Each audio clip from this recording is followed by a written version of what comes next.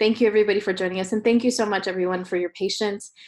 This is our first Stand With Kashmir webinar in our mini course series that we are co-producing with Stand With Kashmir. We want to take the time to just run through some, ground rules of this webinar. We want this to be a productive discussion, but we also want to just lay out a few kind of key points. You are more than welcome to ask questions at any time. For those of you who haven't used Zoom before, if you are on your desktop or on a computer, what you'll see at the bottom of the Zoom window, you'll see a Q&A discussion box. Anybody can post a question there at any time. And as soon as I see the question, we will get to them as soon as we can. Also, you can, what's called is bump up a question, or you can also comment on somebody else's question as well. Please keep the questions civil. This is not a space for contentious argument. This is a space for learning. It's a space for shared dialogue, and it's a space for collaboration. So with that in mind, please keep the questions limited to that. This is the first webinar in our series, and we will be talking over the next few months with Kashmiris along the lines of all of the discussion topics that have been laid out. So we will be talking about, what life is like in a militarized occupied zone, what the reality is for Kashmiri weavers, what about the Kashmiri pundits. So we will be diving in very deep to some of the historical issues. And so we hope you join us along the way. With that being said, I do want to take the time to thank Huma and Hafsa for joining us. Before we really jump into the questions, I would like for you both to introduce yourself. And Huma, I want to just say a special shout out and thank you to you for joining us so early in the morning. Thank you for committing to this and joining. So with that, Huma, can you please introduce yourself? Okay, so my name is Huma Dar. And Dar, of course, is a screaming out sign that I'm a Kashmiri. And I was born in exile in Pakistan because my parents were exiled from Kashmir, especially my dad, who was 24 years old when in 1948 they were left with no option but to kind of walk barefoot.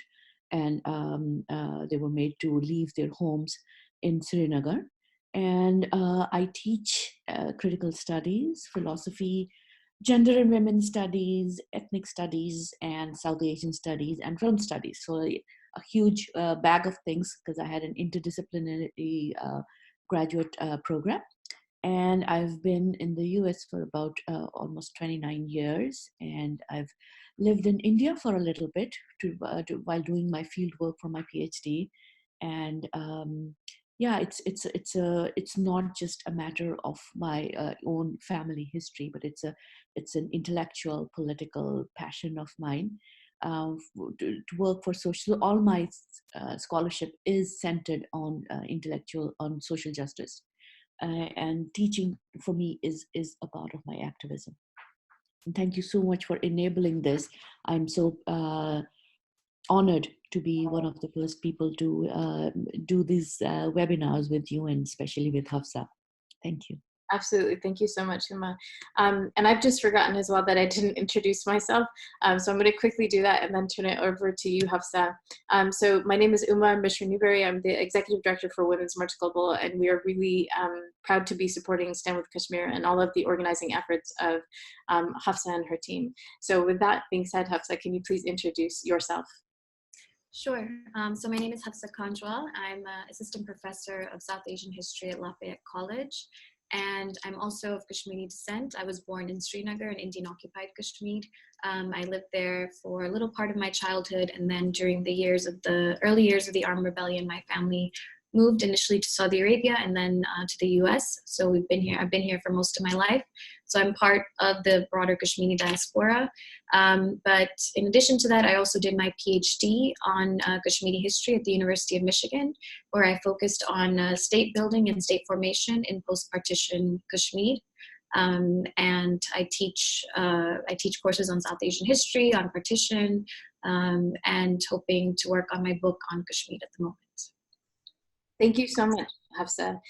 For those of you who are just joining us, because I've seen a few people log in, this is just a reminder, you feel free to ask any questions. There will be time for Q&A at the end, so please type your questions in the Q&A box or in the Zoom chat, and we will get to them. Hafsa, I want to start with you, and forgive me, Hafsa and Huma, I'm kind of reorganizing the questions a little bit. But I do want to start with you, Hafsa, and just asking, we're definitely going to be talking about what happened on August 5th, but can you give a little bit of the historical background of Kashmir and the situation there so that it paints a picture to leading up to August 5th? Yeah, so when most people hear about Kashmir, it's usually talked about as a bilateral dispute. Most people just know about India and Pakistan. There's a dispute happening. It's a nuclear flashpoint. It's over territory. And these are kind of the common words that we think about. From the perspective of Kashmiris, though, their history actually goes beyond India and Pakistan. It goes beyond the partition of 1947.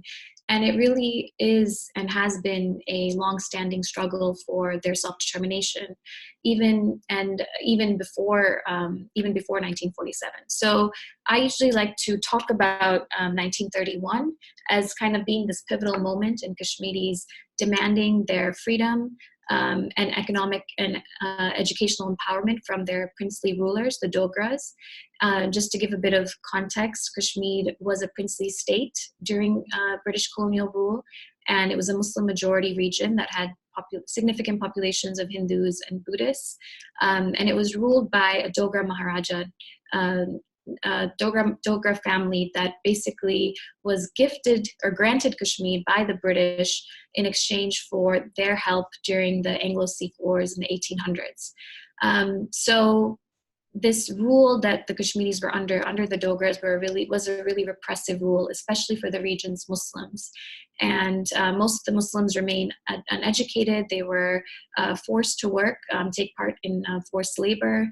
Most of them were agriculturalists, so peasants, and they had to give a lot of their, a lot of the produce that they produced to the Dogra rulers in really heavy taxes. So at the time of partition, Kashmir was a very poor place, and the Muslims were especially disempowered there.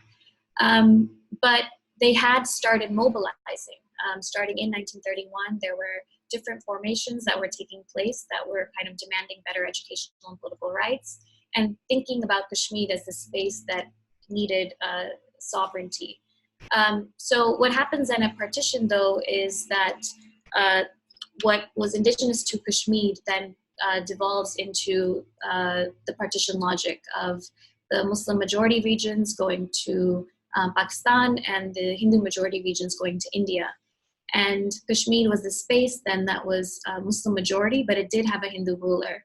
And initially he wanted independence because he wanted to be kind of able to rule his own fiefdom and control the levels of suppression that he was already engaged in. And this is really important, and Huma will talk about this a bit as well, but there was a rebellion in the region of Jammu against the Maharaja. And this part of the narrative is really important because the Indian nationalist narrative is that tribesmen from Pakistan came and took over, and that's why India had to go and protect Kashmir. But there was an indigenous rebellion against the Maharaja, and various populations, including tribesmen from northwest Pakistan, but also people that were indigenous to the region, were kind of pushing back against the rule and liberating Kashmir from the Maharaja. And this is when he decides to turn to the government of India for military assistance. And the government of India basically declares that they will provide assistance as long as he signs a treaty of accession. So there's a lot of dispute over when and how that treaty was signed.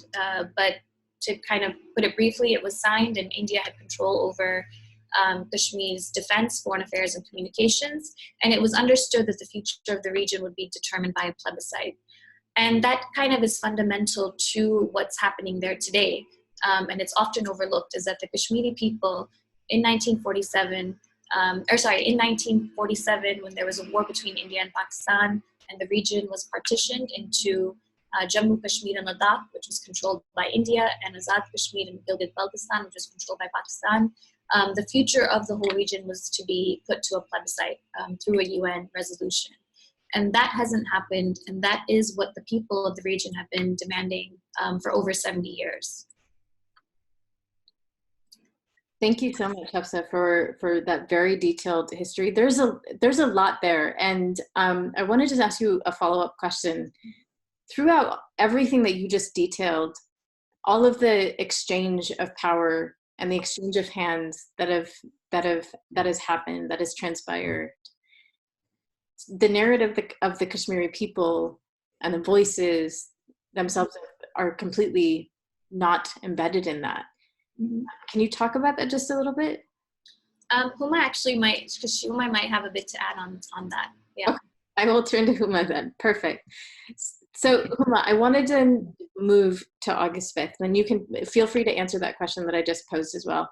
But August 5th, there was a very, very significant event that happened for those that don't know, that are on our webinar, that are listening in, if you can take us through that. Sure. So I'll take your first prompt first, which was about where is the voice of Kashmiris in all of this. And to add to what Hafsa has very beautifully laid out, the kind of 19th century, early 20th century history of Kashmir under the Dogras. I would just add that Kashmiris, despite being extremely oppressed, so socioeconomically, our markers can be read through the fact that in the 1931 census, the literacy amongst Kashmiri Muslims, who are about 96.5% of the Kashmir Valley at that point, the literacy level was less than 1%. And mind you, at that very same census, the literacy level for the Dalits, the erstwhile untouchables, of just one state, say the state of Maharashtra, in that very same census was about 2%.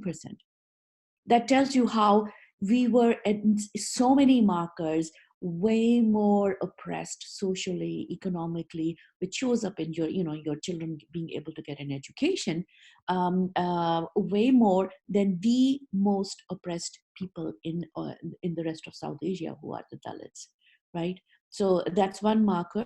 However, despite this very abysmal level of literacy, I would seriously argue that the level of political consciousness amongst our people has been amazingly high despite that lack of literacy. And one of an early sign that I can present to our listeners and our people who are watching this webinar is that way before the heyday, activism in the US, which gives birth to our May Day being celebrated as a Labor Day, in 1865, Kashmiri Muslims, who were the majority of the laborers, the peasants, the workers, and were also the shawl weavers and the embroiderers, we had a major riot for our rights in 1865, way before the heyday riots. So we have been conscious about class rights, labor rights, despite our abysmal level of literacy, which was imposed on us by the Dogra rule and the preceding colonial rules even before that, but especially during Dogra rule, because our dehumanization was written into the law, right? So there was differential laws for different crimes, and if you were a Muslim, your punishment was the highest. For reparations, if somebody was murdered, if you were a Muslim, your reparation was the lowest. So our life really was legally made less human, less less precious, less valuable than that of any non-Muslim person in the state. So with that context, the 1931, the Martyrs' Day that we celebrate, is immense. And so our politics were different from the rest of South Asia. We had a movement called Quit Kashmir movement, which was an anti-monarchical movement. We were trying to get rid of a very draconian authoritarian monarchy, and whereas the rest of India was fighting against the British imperialism, right? Because we had a different history. We had our different oppressors. And so that difference leads, that's why the political subjectivity of Kashmiris has always been different from Indians or from Pakistanis. Absolutely. So Absolutely. and even to put us into that bag of partition, oh, this is a residue of the partition violence or partition narratives, really does us a disservice, because it ignores our indigenous movements for independence, for more rights, for against class, for social equality that preceded the social that rise of that kind of social consciousness within India or Pakistan. So talk about what happened August 5th then. So August 5th, even leading up to August 5th, there was an introduction of, flooding of boots on ground. So more Indian soldiers were brought into Jammu and Kashmir, and especially into Kashmir, up to that. And we don't know the exact number so far. There has not been an official confession of the exact number, but the estimate goes from the 30,000 to 180,000. And mind you, this adds to the pre-existing more than 700,000 people who were in our territory, in our land, in our country. And we were already the most militarized occupation on the world, much more than Iraq, much more than Afghanistan, much more than Syria or Palestine. Kashmir, Indian occupied Kashmir, has been the most militarized territory in the entire globe. And to add another anywhere from 30 to 180,000 people were panicking. And I know Hafsa will, you, all our relatives, all our friends were absolutely panic struck. Something big is about to happen. Something really crazy is about to happen. Sure. Just to clarify, Huma, when you say 100,000 people were added, the people you're referring to are troops. Troops, yep, yeah. Absolutely. Indian troops were added to an already the highest number of troops on ground in any part of the world. So they made an already the most militarized occupation even more militarized. That is the context. And they were already starting to have, kind of lockdowns on internet services and on cell phone services. And even a day before 5th, on 4th, on Sunday, internet was actually locked down on the 4th. Am I right, Hafsa? We couldn't and telephone and landlines, everything was cut off. And starting August 5th, that's when we got to know that, Amit Shah made the announcement that not only the articles 370 and 35A have been abrogated, but the state of Jammu and Kashmir has been bifurcated and, has been made into union territory, and Ladakh was cut off and it's separate and it's without a legislation. And Jammu and Kashmir, the two parts of the larger state, were made directly under Delhi, under our colonizers, as union territory with a very limited legislation. So and in the meantime, our people, the people on the ground in Kashmir, were kept incommunicado, right? So no internet, no cell phones, no landlines, no TV, no radio, no mail, no way to contact your parent or your child if they're living in away, a road away from you, because of the initial shoot to kill curfew and the blockade. So it's that kind of unheard of, unprecedented clampdown that this what I consider very it's not just dictatorial, it's almost monarchical. This like unilateral decision about our lives, our futures, was made by India that has otherwise pretensions to being a democracy. Thank you so much, Huma and Hafsa. Yeah, go ahead. Yeah, I'll add, in terms of giving a bit more context to Article 370 and why this moment was really shocking, was that after partition, India basically installed a series of client regimes in Kashmir.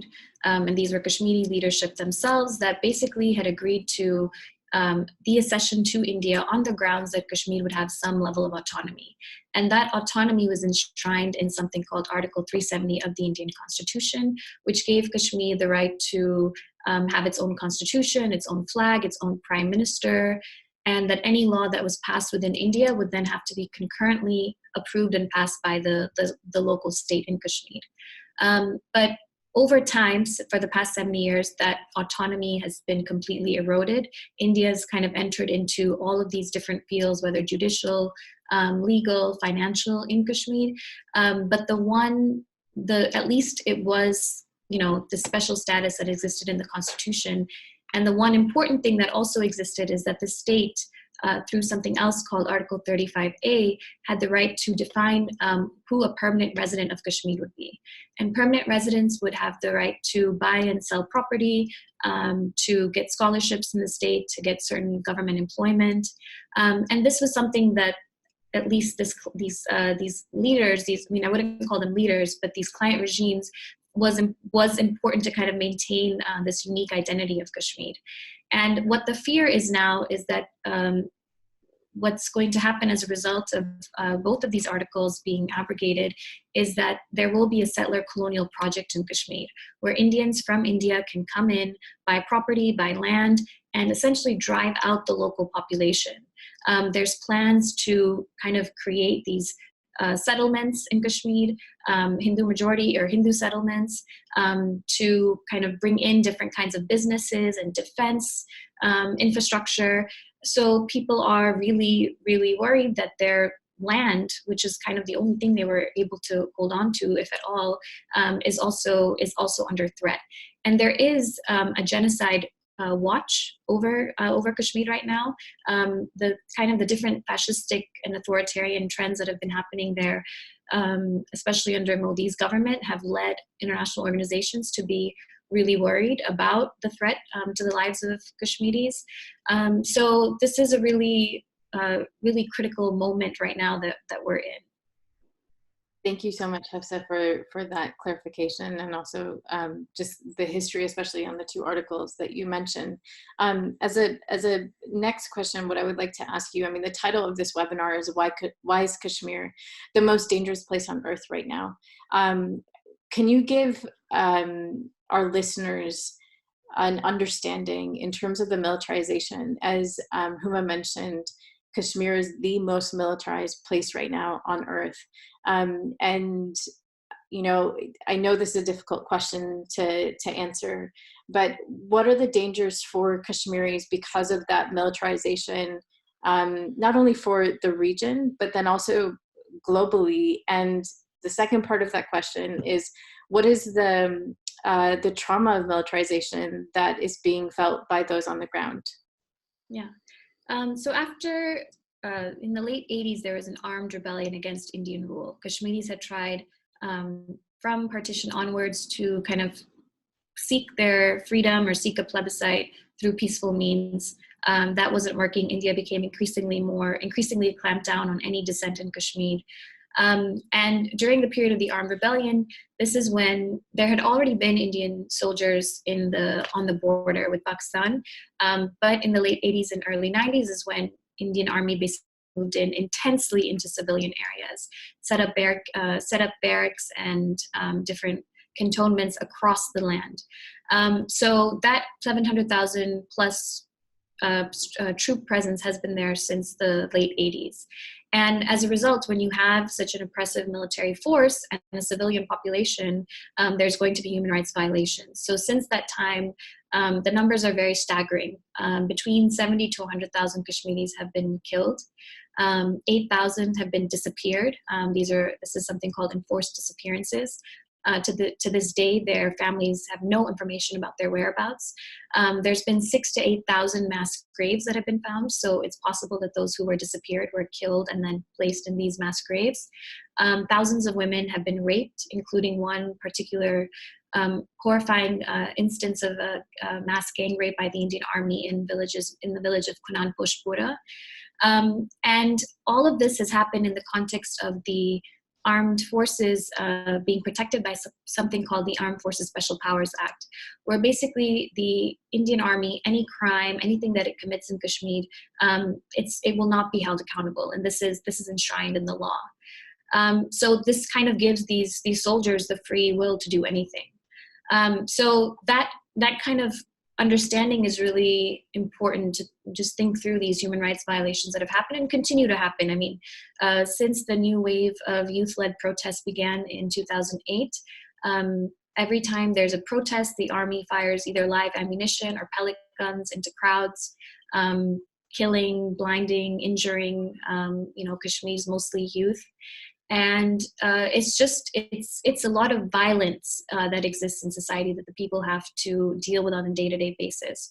So there is kind of this broad, a broad level of human rights abuses. But then if you think about the fact that on a day-to-day basis, because of the situation on the ground, schools are often interrupted, offices are closed, businesses are shut down. So this level of militarization has seeped into every facet of Kashmiri life, whether it's educational, financial, business.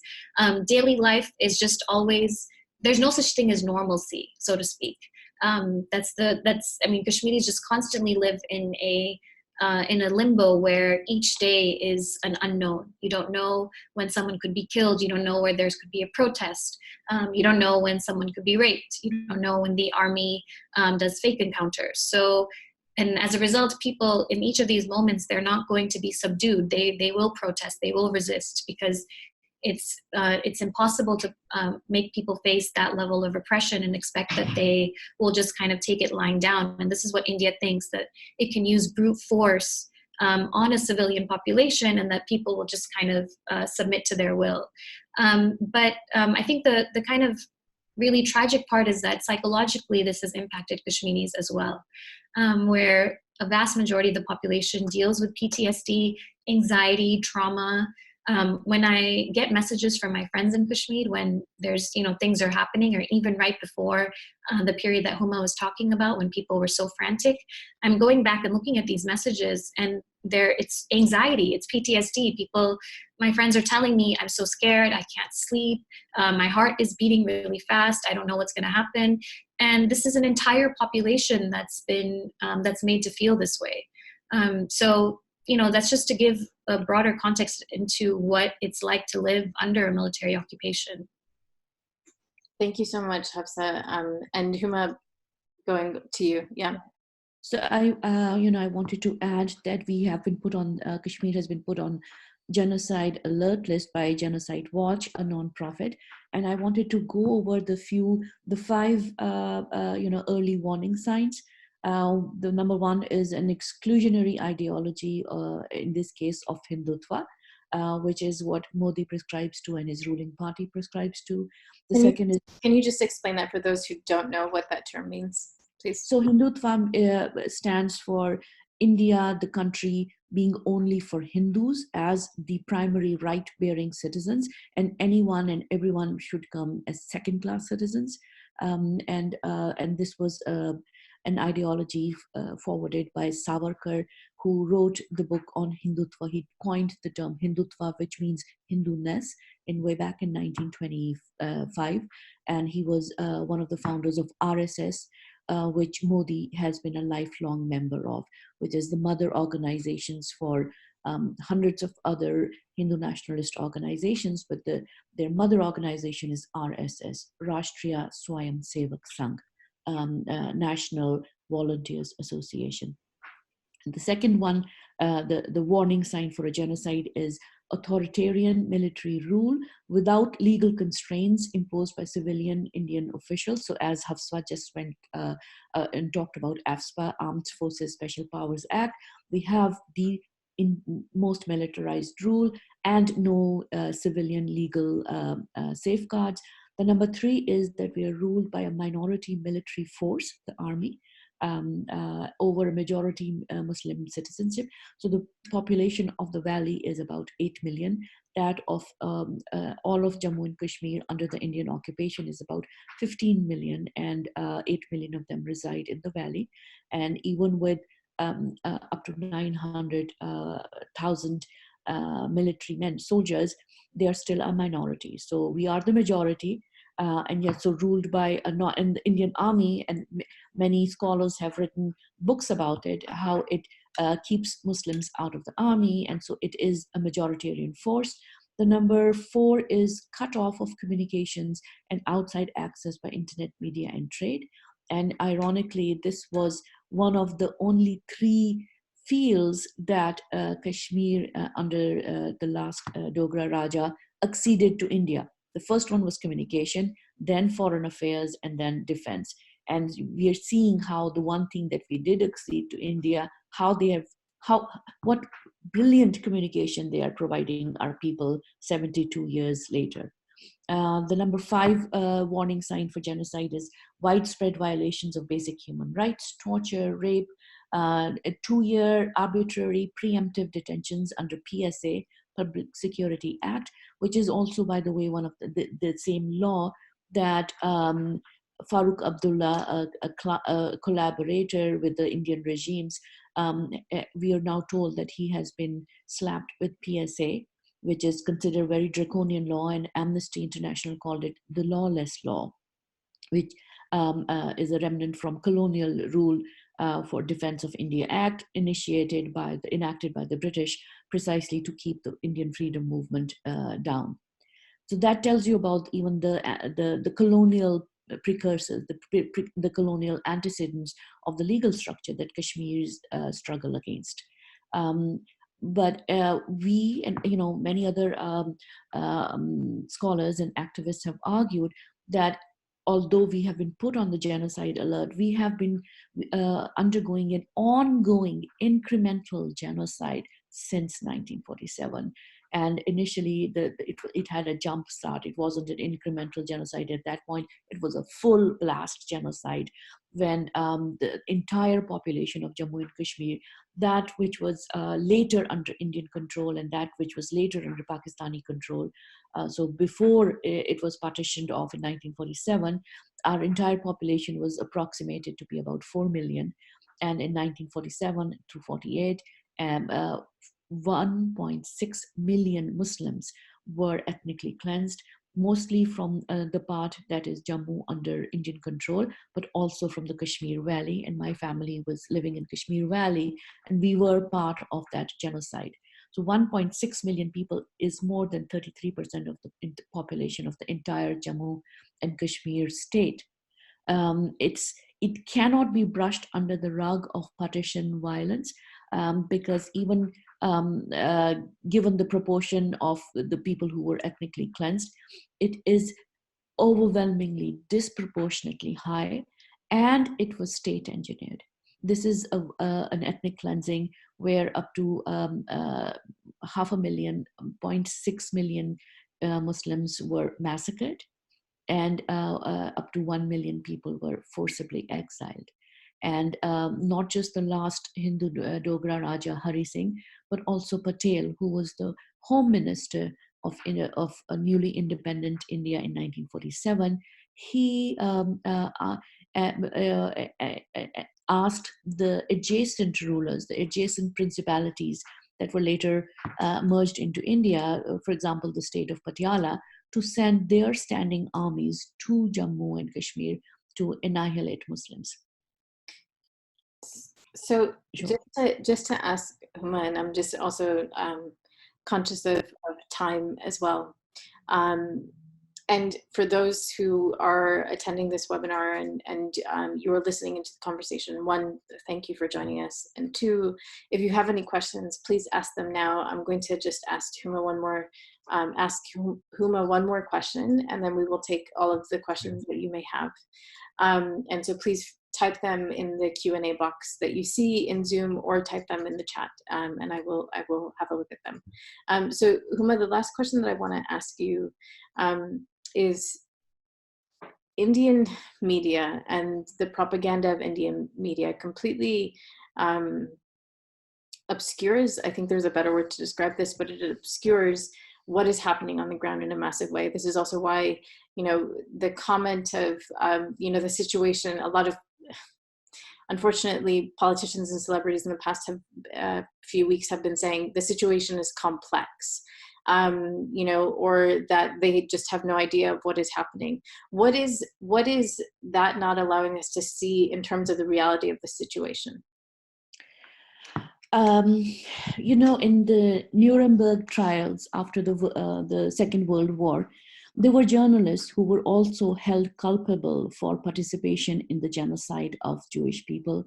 And honest to God, I would actually consider the Indian media right now, not everyone, obviously, but disproportionately, a majority, a disproportionate, overwhelming majority, as participating in that very same kind of jingoistic, Islamophobic, anti-Kashmir, virulently Islamophobic, virulently anti-Kashmir media projections, media reports, which led to the genocide of the Jewish people and the Romano people and and gay people in the Weimar era, in Holocaust. We are being subjected to very similar irrational journalism, irresponsible journalism. It's mind blowing. So Barkha Dutt, who is she's been a guest with Oprah here. She's a well-known Indian woman journalist, gets to write in Washington Post, but her tweets, her articles are so misguided. She has been a major proponent of all is normal, everything is fine, we're doing okay. And if in some ways, yes, it's a normal because we have been subjected to an ongoing genocide for the last 72 years, but it's not normal by any other standard of reasonable humanity.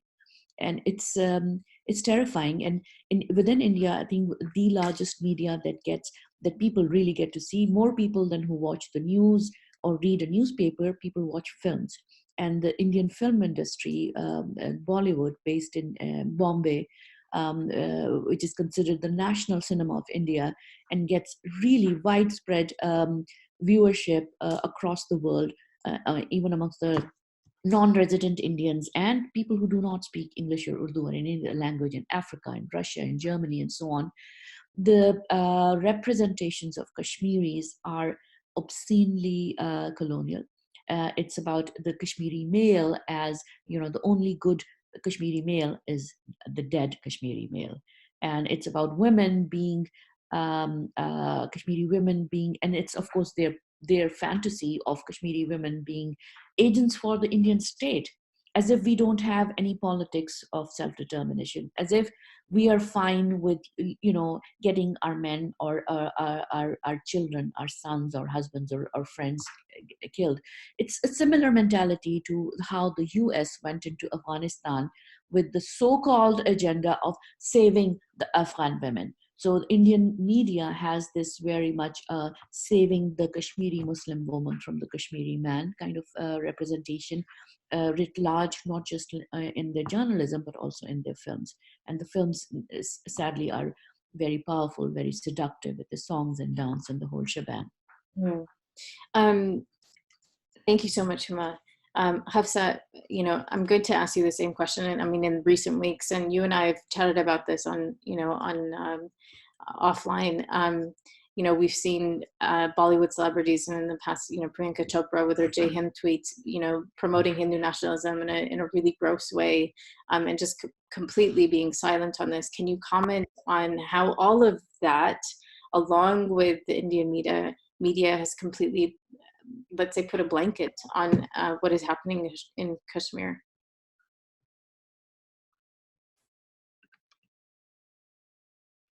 Okay. I think Hafsa is muted. Am I still muted? No, you're good. You're good. Okay. I guess I wanted to actually give some context to this. I think we all like to imagine that this is only something that the Modi government has put into motion, but it actually has not been. It's been a long-standing policy of India, whether it's the BJP or the Congress, to completely gaslight Kashmiris, and to make it as if everything is fine, everything is normal, that whatever is happening because of interference from Pakistan. And this has been kind of a long-standing narrative when it comes to Kashmir. So even when that Kunan Pushpura mass rape that I talked about earlier happened, this was the Congress government, the Press Council of India, different institutions within India saying that those women were lying. And this is now, that kind of gives you a sense of the extent of denial that like broadly the Indian government, but also civil society is involved in. Just 2 years ago, or last year in June 2018, the UN had a report out on the different human rights violations that were happening in Indian, but also Pakistan controlled Kashmir. And the government basically denied it and said that it was motivated, it was fallacious. And the reporter that Huma was mentioning earlier, Barkadat, said that this UN report was airy-fairy, right? So on all levels of the Indian state, the media, civil society, you have total denial and a politics of propaganda where everything is blamed on Pakistan. And anytime anyone mentions Kashmir, even Malala, who just mentioned Kashmir recently, was basically everything, all the kind of virulent fervor that was coming from the other side was that, oh, why don't you talk about Pakistan? So it's as if you cannot talk about Kashmir without kind of doing this weird subject thing where you're also, talking about Pakistan and insulting Pakistan. And these are just all tactics. I mean, this has been a tactic to like distracting mechanisms. I mean, even the way that the Modi-led government is engaging on the question of Kashmir is to really distract from some of the real economic issues, the neoliberal policies that are not actually benefiting the average Indian on the ground, the state of religious minorities in India, the state of social minorities, the Dalits. And they're all, I mean, this is all being used, Kashmir is kind of being used as one measure to rile up this nationalistic fervor, and it will go on beyond that. I mean, already we saw what happened in Assam, where 1.9 million people were made stateless, and just overnight. So it's really horrifying, and I think people need to understand that, Kashmir allows you to serve as a lens into what else is happening in India and will happen. But this has been happening in Kashmir for a long time. I want to thank both of you for your time and your presence in this discussion. The history that both of you have and the insight on this issue is incredibly important.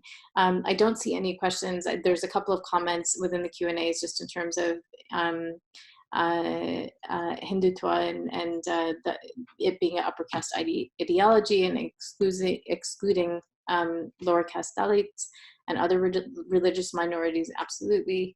But if you do have questions, please, you can email me and I'm happy to forward the questions.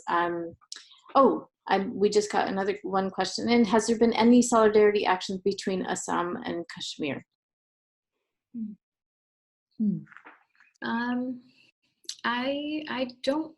I'm not aware of anything.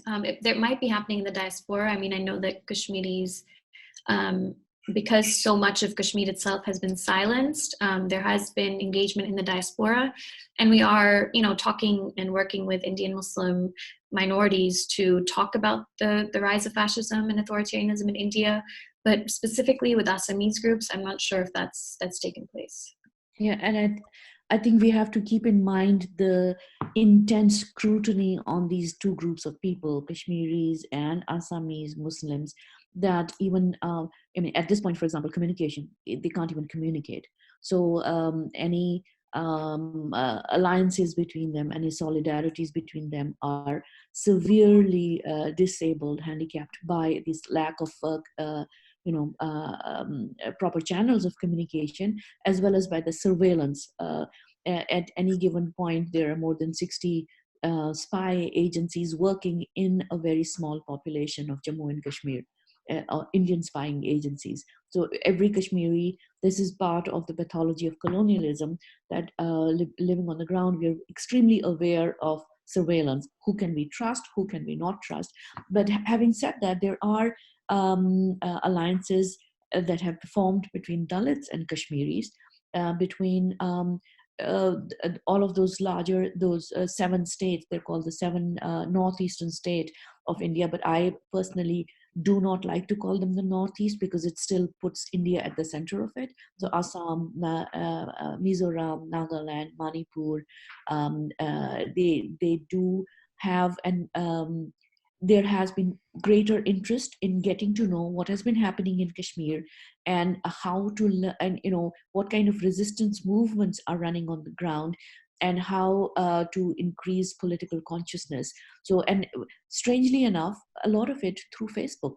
I myself have been contacted many times by many other colleagues, friends from Assam and Manipur who want to learn about Kashmiri resistance. So I think these are positive signs. I will also add that a lot of the solidarity right now has actually been coming from Punjab, from Sikh groups in Punjab. And Sikh groups have always kind of shown their solidarity to Kashmiris, even in February when a lot of Kashmiri students were targeted in the aftermath of the Pulwama attacks. It was the Sikh groups that were helping them get aid and make sure that they had a place to stay so that they wouldn't get attacked by these right-wing mobs. So, and there's been protests in Punjab in the past couple of days, farmers and different workers and union groups that have been protesting and actually demanding the right to self-determination. And I think there's a lot of solidarity, and kind of some level of a shared experience between Sikhs and Kashmiri Muslims in particular, because the Indian state has also been repressive towards Sikhs. One final question from Nisha. What is the price the minorities of Kashmir have had to pay as a result of this self-determination movement? Okay. Hafsa, you want to go, or do you want me to go? So we will be talking about the Kashmiri Pandit question in a couple of weeks. But all that to say, all communities in Kashmir have had to suffer. There was the forced exile of the Kashmiri Pandit community, and as Huma mentioned, there was also the Jammu Muslims that had to, that were sent to exile, and many that were killed in 1947 itself. And the vision of Kashmir needs to be one that is inclusive of all groups, of all people, of all religions and backgrounds. And that is one I think that both Huma and I completely aspire to. But we also need to understand that the logics of the colonial state work as such that they intentionally create divides between communities and try to get communities on the ground to work against each other. So self-determination cannot come at the cost of interreligious understanding and reconciliation, but we also need to understand that there's a huge, massive lobby and ideological project that's put in place to divide communities. Exactly. Divide and conquer has been a very primary tool of all kinds of colonialisms all over the world. So this is not new. And I think also older histories of class struggle, of anti-caste struggle, all of these gender struggles for more equitable sexualities are always part of every resistance movement wherever it happens. These are subsidiary and connected struggles that happen at the same time. Some of them have longer histories, some of them are newer, but these always happen. And all of the joint resistance leaders, every Kashmiri Muslim, every Kashmiri I have ever known, met, virtually or in real life, we are all eager to have the Kashmiri Pandits back in Kashmir.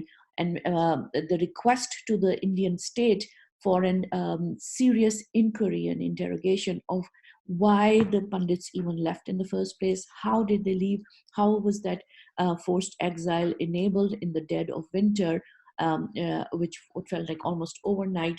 Why did that happen? How did that happen overnight? How was it logistically carried out? These are requests that have been made by the leadership of the joint resistance over and over again, and the Indian state has never complied, has never carried out a single investigation into that exile. And as Hafsa says, there will be an entire webinar based on these issues later on. But just to give you, people to know that it's really important that we address it, but it's important that we actually address it from a place that's coming of compassion and not one that is seeking to, kind of recreate the logics of exclusion and undermining one group's sentiments over another's, but one that is actually creating a space where people can have this honest conversation. Absolutely. I want to thank you both for taking the time to be on this webinar, for sharing your wisdom, knowledge, and experiences, especially around this topic. For those of you who would like to follow Stand With Kashmir and what they are doing, we will put links in the newsletter that we will send to you all as a follow-up, and also some reading lists, just so you have some places to go where you can further inform yourselves about the situation. Please look for that probably tomorrow when we send it out.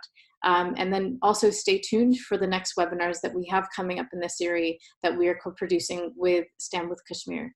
Hafsa and Huma, thank you so much for taking the time. Thank you to everybody who has joined us, and thank you to those who will be watching this on Facebook or any other streaming site that we put this on. Thank you, everybody. Thank you so much for having us.